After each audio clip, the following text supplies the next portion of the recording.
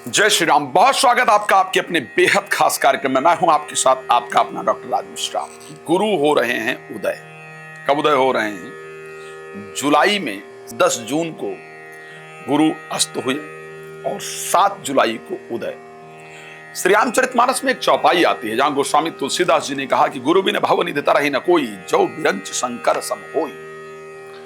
बृहस्पति के बिना, गुरु के बिना इस संसार में कोई भी पार नहीं हो सकता। भवनिधि का मतलब है इस जीवन की जो प्रसन्नता है उसको नहीं प्राप्त कर सकता है। आप जानते हैं इस संसार में हर व्यक्ति का कोई ना कोई गुरु जरूर होता है। बिना गुरु के इस संसार में सफलता प्राप्त करना मुश्किल है। इसी प्रकार ज्योतिष में गुरु का बहुत महत्वपूर्ण योगदान है। ज्योतिष में भाग्य दिया है काल पुरुष के कुंडली में बृहस्पति को, नींद दिया है बृहस्पति को, शांति दी है बृहस्पति को, मोक्ष दिया है बृहस्पति को। शास्त्र कहता है कि बृहस्पति केंद्र में हो जाए तो सारे ग्रहों के नकारात्मक प्रभाव को नष्ट कर देते हैं, और बृहस्पति नीचस्थ हो जाए तो सारे ग्रह अच्छे होने के बाद भी काम नहीं कर पाते, ऐसा शास्त्र कहता है। बृहस्पति जब अस्त होते हैं तो ज्ञान अस्त हो जाता है, भाग्य अस्त हो जाता है। बृहस्पति जब उदय होते हैं तो चीजें उदय हो जाती हैं। बृहस्पति उदय होने जा रहे हैं 7 जुलाई को। आखिर बृहस्पति का उदय होना, आप देखिए ना, जब अस्त होते हैं तो विवाह, शादी, मुंडन, गृह प्रवेश सब बंद हो जाता है।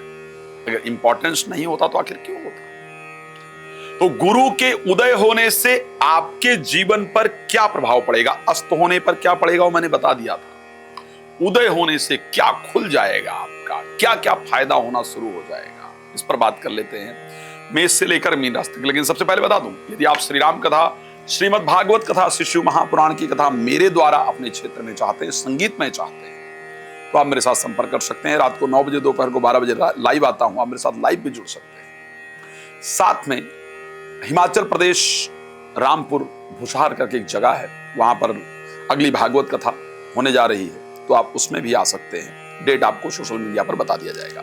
चलिए, मेष के लिए बृहस्पति के उदय होने से क्या फर्क पड़ेगा। मेष के लिए जब बृहस्पति उदय होंगे ना, तो साहब आपको नींद अच्छी आनी शुरू हो जाएगी, बेकार का खर्चा आपका बंद हो जाएगा, भाग्य का साथ मिलना प्रारंभ हो जाएगा, धार्मिक चीजों में आपका मन लगेगा। बृहस्पति उदय होकर के ये सब कुछ आपको कराना शुरू कर देंगे।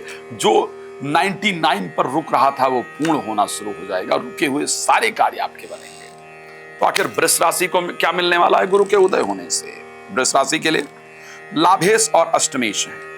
शेयर मार्केट से पैसा आना शुरू हो जाएगा, आर्थिक लाभ होना शुरू हो जाएगा, बच्चों के वैवाहिक जीवन की प्रॉब्लम दूर हो जाएगी, घर में मांगलिक कार्य का आयोजन होना शुरू हो जाएगा, और उसके साथ साथ अगर देखा जाए तो आपके वाणी में एक सात्विकता, एक पॉजिटिविटी आ जाएगी, परिस्थितियां आपकी अच्छी होंगी। मिथुन को क्या मिलने वाला साहब?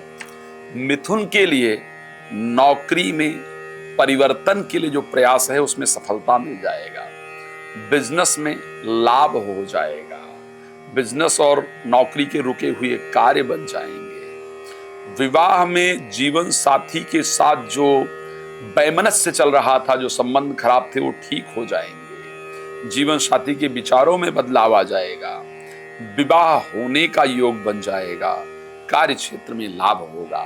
कर्क राशि को आखिर क्या मिलेगा? कर्क के लिए अगर बात करें, भाग्य साथ देना शुरू कर देगा, विद्या की प्राप्ति होगी, बुद्धि में वृद्धि होगी, धार्मिक यात्राओं का शानदार योग बनेगा, और सबसे बड़ी चीज, कोर्ट कचहरी में चल रहा कोई भी मामला आपका ठीक हो जाएगा। ये कर्क राशि के साथ होगा। अगर हम सिंह के साथ बात करें कि बृहस्पति के राशि परिवर्तन का क्या प्रभाव आप पर पड़ने वाला है, कर्क के लिए एक तो सबसे पहली चीज, जो सबसे पहली चिंता, संतान प्राप्ति को लेकर के, संतान के व्यवहार को लेकर के, संतान की पढ़ाई को लेकर के, ये 3 चिंताएं आपकी बृहस्पति दूर कर देंगे। आज सबसे बड़ी चिंता इसी को लेकर के है। प्रेमी प्रेमिका यदि रूठ गए हैं, बात नहीं मान रहे हैं, तो बात मानना शुरू कर देंगे। ब्रेन आपका काफी अच्छे एक्टिव वे में काम करना शुरू कर देगा, मन में निश्चित रूप से प्रसन्नता होनी शुरू हो जाएगी, फाइनेंशियल लाभ आपके जरूर होंगे। अगर हम बात करें कन्या राशि को लेकर के, साहब बहुत बेहतरीन होने वाला है।